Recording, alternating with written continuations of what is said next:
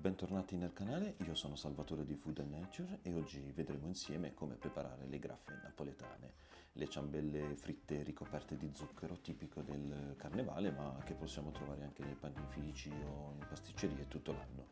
Partiamo con la ricetta, ma prima sigla! Ci serviranno 550 g di farina tipo 0, 200 g di latte, 2 uova e poi un cubetto di lievito di birra, 60 g di zucchero e 70 g di olio evo e una bustina di vanillina. Sciogliamo il lievito nel latte bene bene e versiamo il latte nel contenitore. Adesso ci aggiungiamo anche le 2 uova e poi lo zucchero, olio e la bustina di vanillina. Iniziamo a mescolare con la frusta bene bene, facciamo amalgamare tutti gli ingredienti tra loro e adesso un po' alla volta aggiungiamo la farina, 3, 4, 5 cucchiai alla volta, mescoliamo con la frusta. Facciamo sì che la farina venga tutta assorbita e che diventi una sorta di cremina e quindi così via. Noi continuiamo ad aggiungere la farina 4-5 cucchiai alla volta, mescoliamo, quindi cerchiamo di sciogliere bene tutti i grani con la frusta e adesso aggiungiamo nuovamente la farina un po' alla volta e adesso andiamo ad aggiungere bene tutto quanto, mescoliamo. Sono passato alla Marisa per aiutarmi a mescolare meglio perché l'impasto diventa un po' più corposo e quindi adesso mano a mano dal basso verso l'alto io vado a inglobare tutta la farina, ne lascio un po' nel piatto e quindi adesso continuo a impastare sempre dal basso verso l'alto, porto verso il centro. Adesso che l'impasto diventa sempre più solido mi aiuto con le mani e verso l'impasto sul tavolo e con le mani adesso inizio piano piano a impastare e a inglobare la restante farina. Quindi con le mani, con i polsi vado a inglobare tutta la restante farina e continuo così via via a impastare. L'impasto sarà grezzo, vado a coprire per un quarto d'ora circa e adesso sarà molto più facile andarlo a chiudere, quindi vado a fare un paio di pieghe, l'impasto diventa mano a mano più liscio. Adesso vado a fare una leggera perlatura e vado a mettere l'impasto nel mio contenitore, lo copro con la pellicola e adesso dovrà riposare fino al raddoppio, ci vorranno all'incirca un paio di ore. Dopo 2 ore, guardate l'impasto quanto è cresciuto e lo vado a versare sul tavolo su un po' di farina e adesso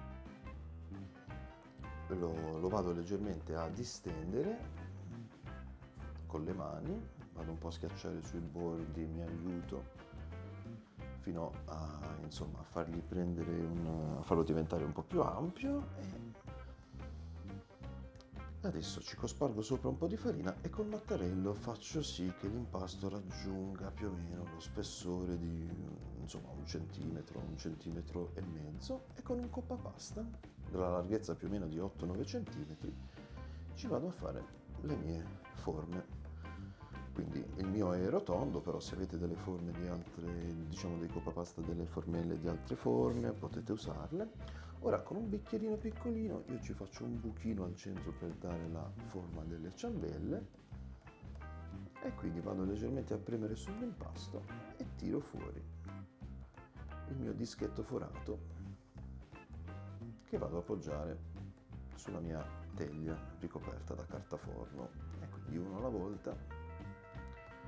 Piano piano lo vado a spostare.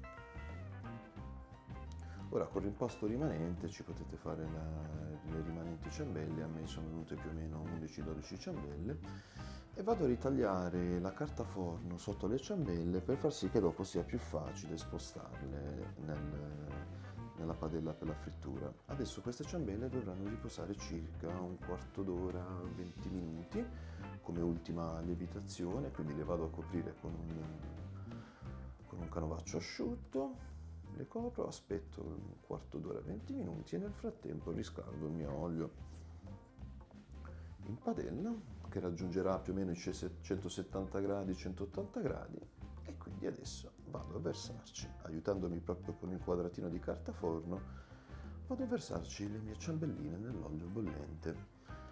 Dovranno friggere per qualche minuto da un lato e poi dall'altro finché diventino belle dorate.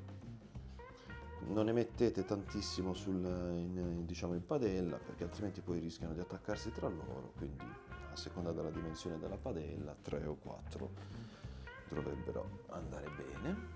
E quindi adesso, quando hanno raggiunto questa bellissima doratura, guardate, le vado a mettere in un piatto dove ho messo prima un po' di un panno carta per assorbire eventuali residui di olio, e adesso così via le friggo tutte, prima da un lato e poi dall'altro. C'è un profumo in casa spettacolare, buonissimo, anche perché si sprigiona l'aroma della vanillina, quindi ecco qua, sono pronte, sono ottime a colazione, però non abbiamo finito, perché adesso andremo a ricoprirle con lo zucchero e saranno golosissime, semplicemente ancora calde, le vado a ricoprire bene bene di zucchero, sia da un lato che dall'altro,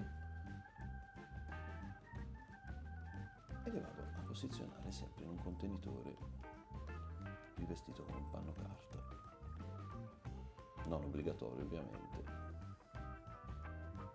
Ok, alla volta, guardate che bellezza, sofficissime. Ora velocizzo un po' il video, perché il procedimento è sempre quello, quindi con lo zucchero e così via. Eccoci qua, ci siamo. Sono buonissime e possiamo farle anche nel forno di casa, in forno statico a 180 gradi, farle a casa è proprio una bella soddisfazione, devo dire che vanno davvero a ruba. Vi ringrazio per aver seguito il video e se vi è piaciuto lasciate un mi piace, iscrivetevi al canale e seguiteci anche su Instagram e Facebook. Al prossimo video, ciao!